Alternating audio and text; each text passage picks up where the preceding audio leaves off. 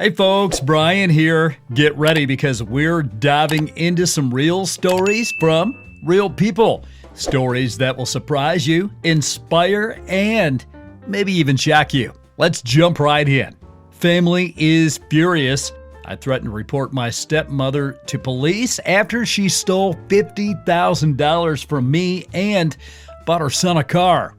All right, so recently, around 5 months ago, my 79-year-old grandfather from my father's side died, leaving me exactly $60,000 that he'd saved up for me. Now, I'm a 23-year-old male, being a student and providing accommodation for myself and my boyfriend. Now, it's hard, so this helped a ton. Come Thursday morning, I get a surprising call from my boyfriend.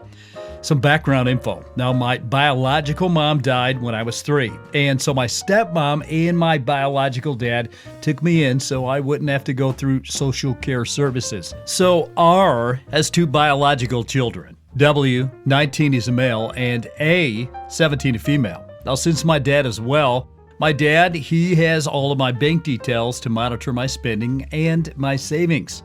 Except the call I received Thursday was quite literally dizzying.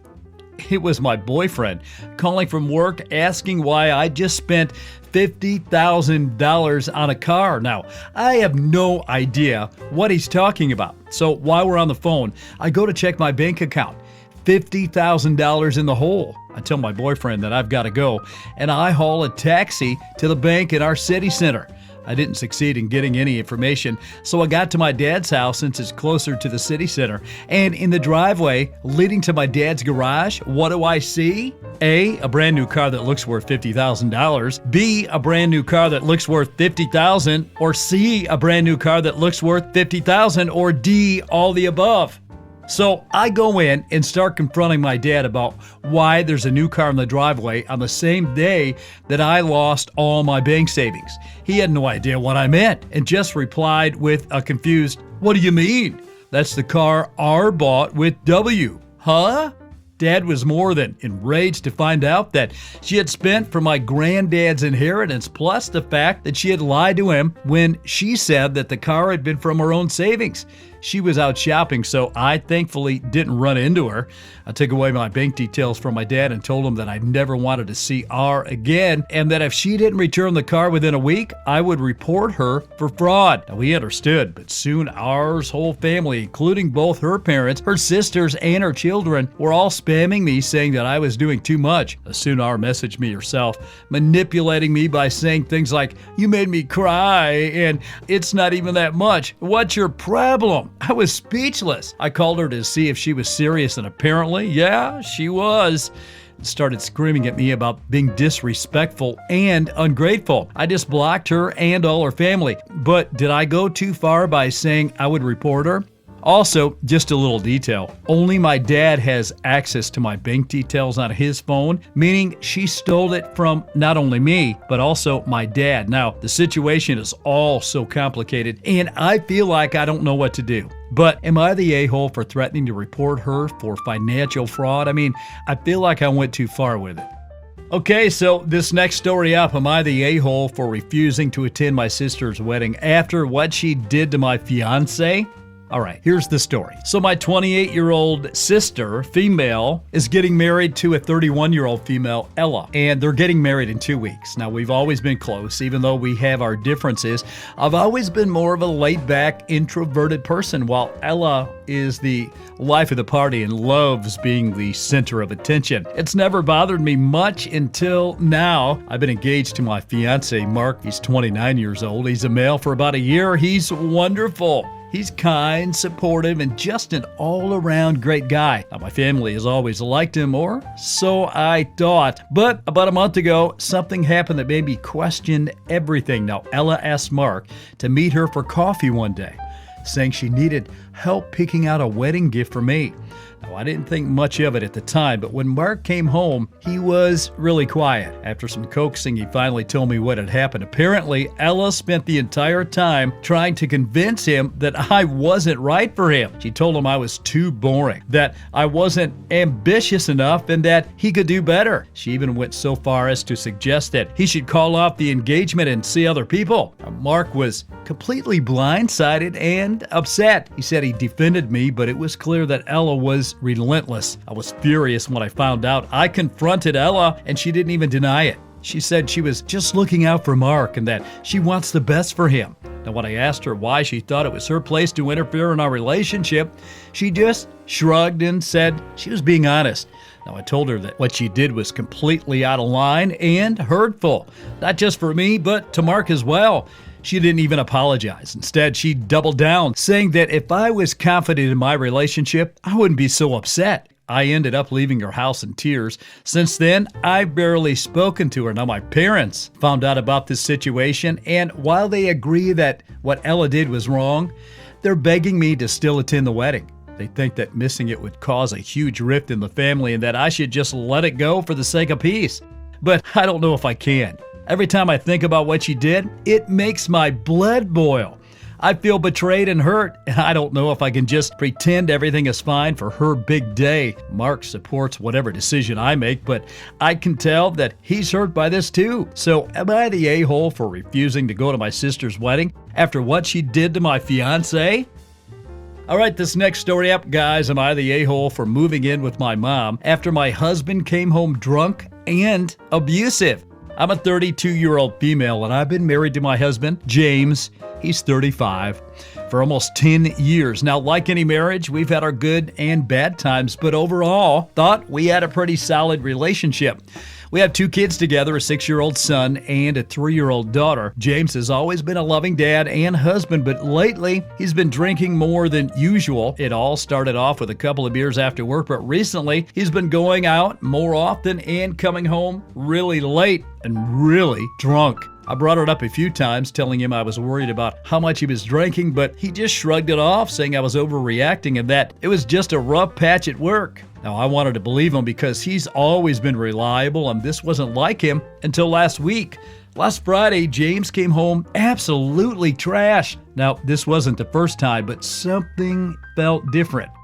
The moment he walked in, I could tell he was pissed off. I didn't know why, but he was in a rage. The kids were already asleep, but I was still up waiting for him because I was worried.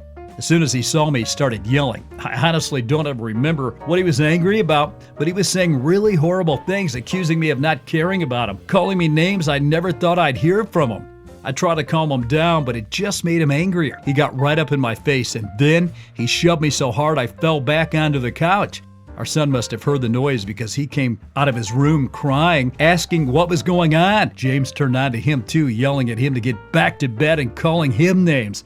That was the last straw. I grabbed my son, went to get my daughter from her room, and we left. I didn't know where else to go, so I drove to my mom's house in the middle of the night. She lives about 30 minutes away, and we've been here ever since. Now, James, he's been calling me and texting me nonstop, apologizing and begging me to come home. He claims he doesn't even remember what happened that night and swears he'll stop drinking. Now, my mom, she was furious when I showed up and has been telling me I did the right thing by leaving, but some of my friends and even James' family think maybe I overreacted. They're saying he was just drunk and that I should have gave him a chance to explain. That's not like him to act this way. I keep thinking, what if this isn't a one-time thing? What if it gets worse? Now, I told James I need space to figure out what to do next. He says he'll get help, but I'm just so scared. I can't stop thinking about what could have happened if I didn't leave that night.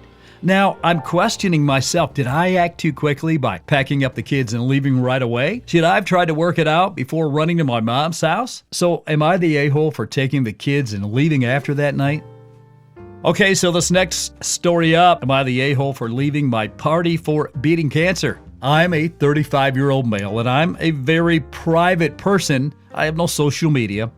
and don't want my wife, 32, who's a female, posting photos about me. Although I don't tell her not to, just don't ask her to post me. Celebrating Father's Day or my birthday, I don't like attention on me and prefer to keep things low-key whenever I can. So keeping that in mind, I was diagnosed with an extremely curable type of skin cancer. It was caught very early on, and I never felt scared for my life in any way, shape, or form. I'm an engineer and I think analytically, and wasn't scared with a diagnosis with a 0.03% fatality rate. Still, I told my wife, of course, and she was terrified. We talked through it and told her my doctor was very optimistic and said we've caught it early on, etc. None of it seemed to help, but I tried. Now, after a while, I told her that we shouldn't tell our kids, 5-year-old female and a 7-year-old female. My wife wanted to tell them, but I was adamant about that. I'm not even sure that they would understand what we're talking about. Reluctantly, she agreed not to, but about a week later, I get a call from my dad asking about my cancer. Turns out, my wife posted on Facebook about my cancer that morning. I called her and wasn't happy that she posted my business, and her response was, "You didn't say I couldn't post it. Just not to tell the kids," excuse. Now, there is no way she would think I wanted that posted online, no matter what I said. So she took it down, and time went by very quickly. I was in remission with my skin cancer. My doctor told me word for word, "We don't like to say that you're cured, but you're cured." I told my wife, and she was ecstatic. She told me she was worried all this time, and I could tell, and glad we put all this behind us. Now, I thought we could put this behind us too. Now, this weekend, I'm coming home on Friday. I see a lot of cars parked down the street, some in my driveway. I couldn't think of any birthdays or anniversaries I missed, but went in anyway. Now, it was a party for my remission diagnosis. I was mortified at this. She's never done anything like this, and we've talked about how I would hate a surprise party multiple times. I asked what this is for and said, "I'm sorry, but I didn't know you planned this. I'm just coming back for some files and heading back to work." It was a lie, and I gathered up some meaningless files in my office and said thanks to everyone for coming and left to go back to my office, messing around on my phone until everyone left.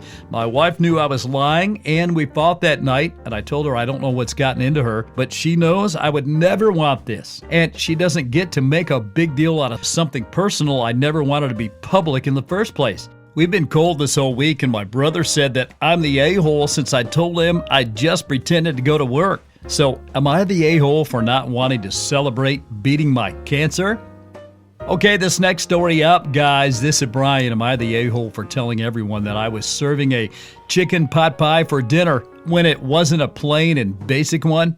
So, I had a few people over, and one of the easiest meals for me to make is a pot pie. To me, a pot pie is just whatever you want inside of a crust. Chicken pot pie is usually leftover veggies with a thick gravy and crust. This time around, I had fresh roasted hatch chiles and some corn and chicken, onions and kale. So that's what I put inside, and I used my savory pie crust that has some cheddar and black pepper. Now, when I served it, however, I guess it really pissed off my brother-in-law, Frank, who immediately started complaining, asking me, "What the freak is this? And how is this a pot pie?" Now, I told him it's a pot pie and explained what I said above. He tried to argue that a chicken pot pie shouldn't have anything other than chicken, gravy, peas, carrots, and maybe potatoes. And I said, "Okay, well, sorry. I don't really see food in black and white." No one said that they had any allergies or issues with food, so I didn't think it would be an issue. He kept on scowling and pushed around the food and eventually left early. So am I the a-hole? Now, in my family, we really never kept recipes as hyper-specific. We cook and eat what we have. So I guess I figured most families were the same, and that it's just people on the internet who make a big deal out of recipes.